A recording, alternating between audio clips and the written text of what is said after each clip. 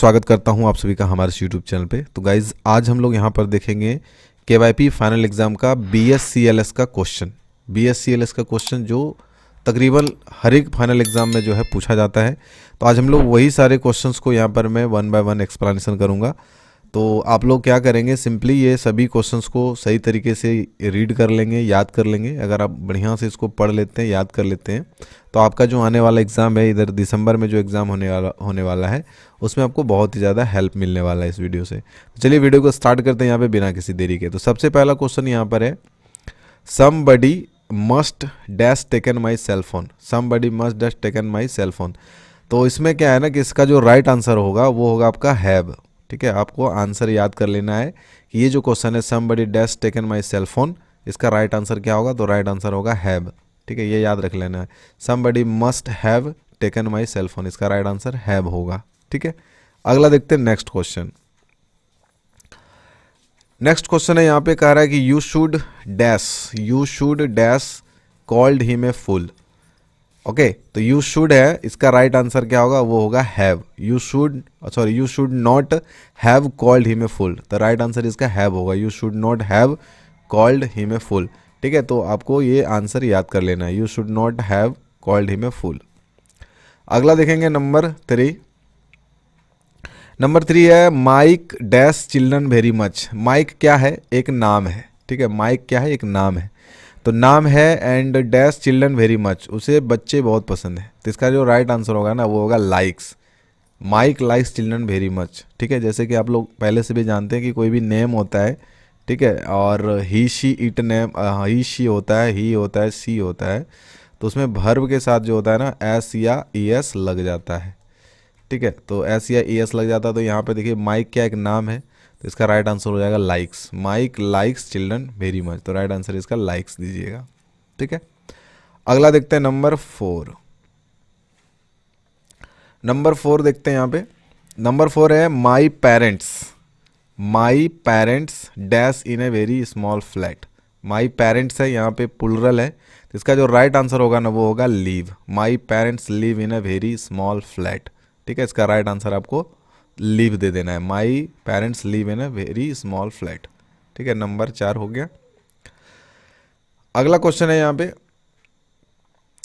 How much dash, question है यहाँ पे हाउ मच डैश इट। तो राइट आंसर इसका जो होगा how much is. Right answer इसका इज होगा, how much is it, how much is it, right answer is होगा इसका। ठीक है, अब देखते हैं नंबर 6। नंबर 6 है, यहाँ पर कह रहा है dash you like to go to the cinema. ठीक है, dash you like to go to the cinema. तो ऑप्शन है कि वाई, वुड, वांट और वांट्स। तो इसका जो राइट आंसर होगा वुड यू लाइक होगा। ठीक है, इसका राइट आंसर होगा would you like to go to the cinema. क्या आप सिनेमा जाना चाहते हैं? Would you like to go to the cinema, तो इसका राइट आंसर वुड दीजिएगा। Would you like to go to the cinema, तो वुड होगा इसका आंसर। ठीक है, नेक्स्ट क्वेश्चन देखते हैं नंबर 7। नंबर 7 है he said he might for Delhi on Saturday. इसका जो राइट आंसर होगा he said might left, right answer होगा इसका left for Delhi on Saturday. ठीक है, राइट आंसर इसका लेफ्ट दीजिएगा, he said he might left for Delhi on Saturday. चलिए नंबर देखते हैं 8। नंबर 8 है mister Saha is the dash man today because he won the lottery. Mister Saha is, इसका राइट आंसर होगा हैप्पीस्ट, है ना। Mister Saha is the happiest man today because he won the lottery, right answer दीजिएगा happiest.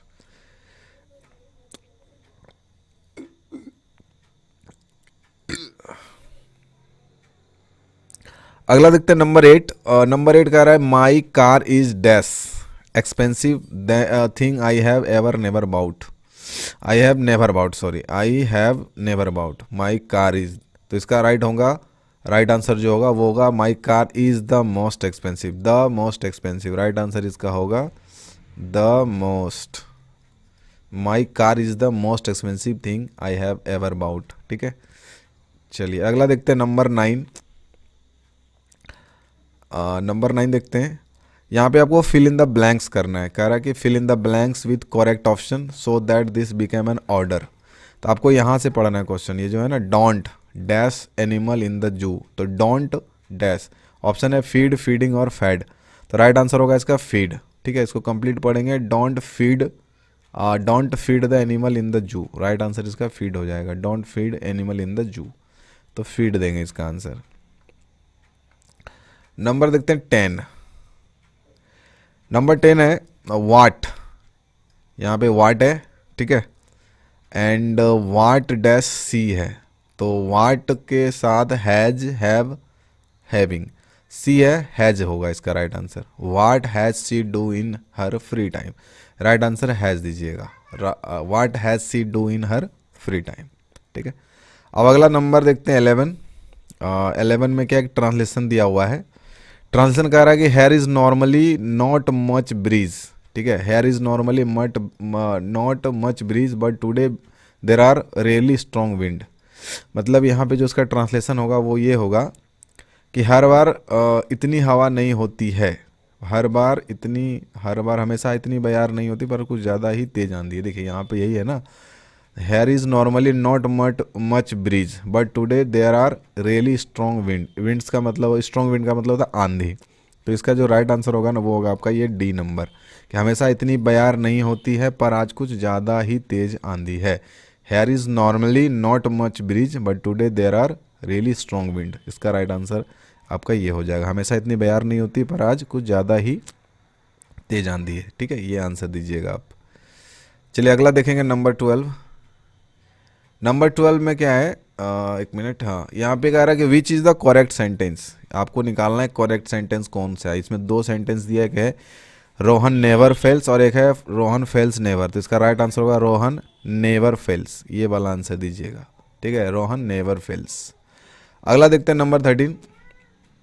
Number 13 में है fill in the blanks, यहाँ पर भी आपको फिल इन द ब्लैंक्स करना है, सो that this become an order, तो आपको क्या करना है, यहाँ से पढ़ना है, ये जो डैश है ना, मतलब ऑर्डर के बाद, उसके बाद आपको पढ़ना है डैश योर होमवर्क, तो राइट आंसर होगा do your homework, do your homework. Okay, यहाँ पे राइट आंसर हो जाएगा डू योर होमवर्क। अगला देखते हैं नंबर 14 क्वेश्चन है it dash at 9 in the evening. ठीक है, तो राइट आंसर होगा इसका it closes 9 in the evening, it closes 9 in the evening, याद कर लीजिएगा, it closes at 9 in the evening.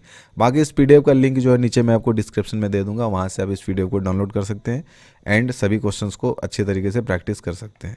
चलिए अगला देखते हैं नंबर 15। नंबर 15 है, क्वेश्चन है my friend Amita dash sports, तो देखिए यहाँ पर एक नाम है, तो इसका जो राइट आंसर होगा वो होगा लव्स। ठीक है, इसमें दो लफ्स दे दिया है, कोई बात नहीं, आपको कोई एक ऑप्शन जो है यहाँ पे लव्स ले लेना, क्योंकि नाम है तो इसका राइट आंसर हो जाएगा loves, my friend Amita loves sport. ठीक है, चलिए अगला देखते हैं नंबर 16। नंबर 16 कह रहा है यहाँ पे bottle over there is the empty, तो इसका जो राइट आंसर होगा ना वो होगा आपका दैट, क्योंकि इंडिकेशन हो रहा है यहाँ पे, इंडिकेट कर रहा है कि वो बोतल जो है वहाँ पे खाली है, तो इसका राइट आंसर होगा दैट बोतल over there is empty, that answer दे, दैट बोतल ओवर देयर इज एम्पटी।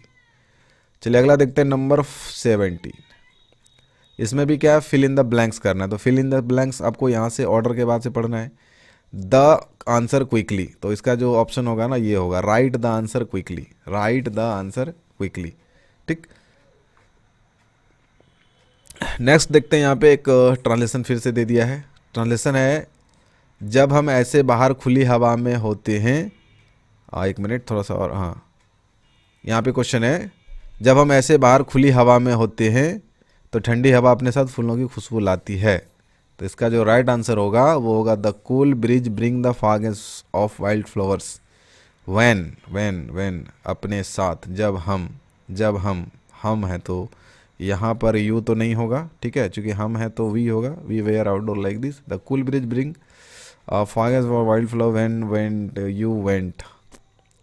दूसरा, थर्ड नंबर देख लेते हैं, फोर्थ वाला, when we will be outdoor like this, the cool breeze brings the wild fragrance of wild flowers when we will be outdoor like this. I hope, मेरे को यही लग रहा है कि ये जो 4 नंबर वाला है यही ऑप्शन सही है, हम जब ऐसे बाहर खुली हवा में होते हैं तो ठंडी हवा अपने साथ फूलों की खुशबू लाती है, the cool breeze bring the wild fragrance of flowers when we will be outdoor like this. इसका राइट आंसर जो है ये डी नंबर होगा इसका। ठीक है, इसका राइट आंसर आपका डी नंबर हो जाएगा। बाकी आपको कुछ लगता है तो आप हमें नीचे कमेंट करिए। ठीक है, अगर आपको किसी क्वेश्चन में डाउट है तो आप डेफिनेटली हमें कमेंट करिए। ठीक है, चलिए अगला देखते हैं नंबर 19। 19 भी आपका क्या एक ट्रांसलेशन दिया हुआ है। ट्रांसलेशन है केटली टेबल पर है। ट्रांसलेशन है केटली टेबल पे है, तो इसका राइट आंसर हो जाएगा a kettle is on the table. एकदम सिंपल है, a kettle is on the table, kettle table पे है, a kettle is on the table हो जाएगा इसका राइट आंसर। अगला देखेंगे यहाँ पे नंबर 20। नंबर 20 है कर how often should you reschedule meetings. मतलब हुआ कि आप जो है कितनी बार मीटिंग्स को रिशेड्यूल करते हैं। रिशेड्यूल का मतलब कि आप मीटिंग का टाइम वगैरह चेंज करते हैं। तो इसमें जो राइट आंसर होगा ना वो होगा आपका बी नंबर, रेयरली। रेयरली मतलब कभी कभी, as you should respect others time too, मतलब कि मैं कभी कभी ऐसा करता हूँ क्योंकि मैं दूसरों के टाइम का भी क्या करता हूँ, रिस्पेक्ट करता हूँ। तो इसका राइट आंसर हो जाएगा बी नंबर, रेयरली। ठीक है, रेयरली याद रखिएगा, rarely as you should respect others time too. Number देखते हैं 21। 21 है इधर the swimming pool. Swimming pool, तो इसका राइट आंसर होगा opens. The swimming pool opens at 7 PM in the morning. AM होना चाहिए, PM हो गया। तो यहाँ पर आपको ओपन्स देना है, ओपन्स ऑप्शन दीजिएगा। ठीक है, नेक्स्ट देखते हैं number 22। My mother dash a new dress to get to grandma's birthday. तो इसका राइट आंसर होगा वुड लाइक। ठीक है, my mother would like a new dress to go to grandma's birthday. ठीक है, तो राइट आंसर वुड लाइक होगा इसका, वुड लाइक। नंबर देखते हैं 23। 23 कह रहा ट्रांसलेशन है यहाँ पे, कह रहा आपकी नई कहानी का विषय क्या है। चिंता भय का विचार। चिंता भय का या होना चाहिए, क्वेश्चन थोड़ा रॉन्ग है।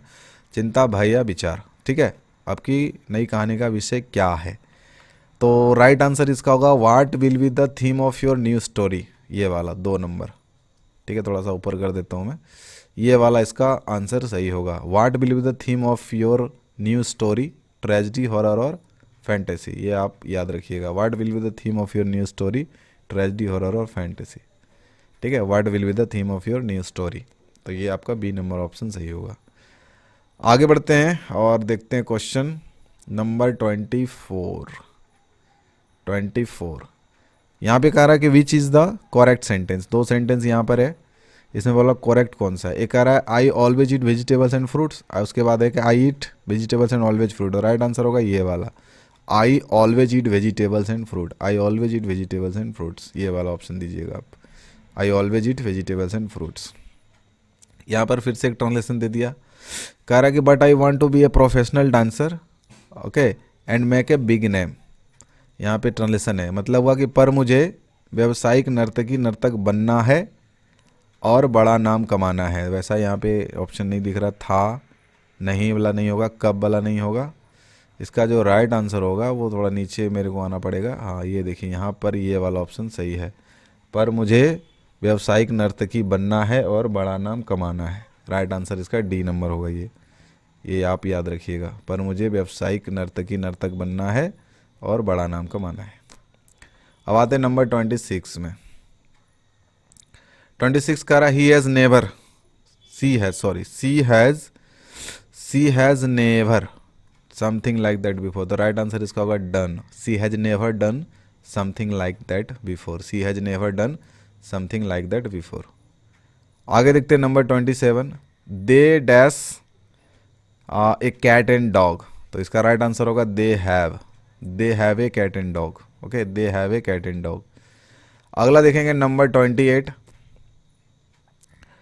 28 है what,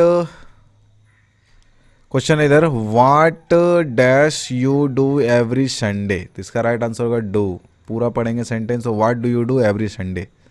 what do you do every Sunday. ठीक है, तो what do you do every Sunday. तो व्हाट डू यू डू याद रखिएगा, व्हाट डू यू डू यहाँ पे डू हो जाएगा। अगला देखते हैं नंबर 29।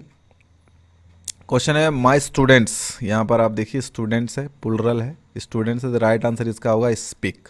यही अगर स्टूडेंट रहता तो स्पीक्स हो जाता, तो माई स्टूडेंट्स है तो वो यहाँ पे स्पीक हो जाएगा ए लिटिल इंग्लिश।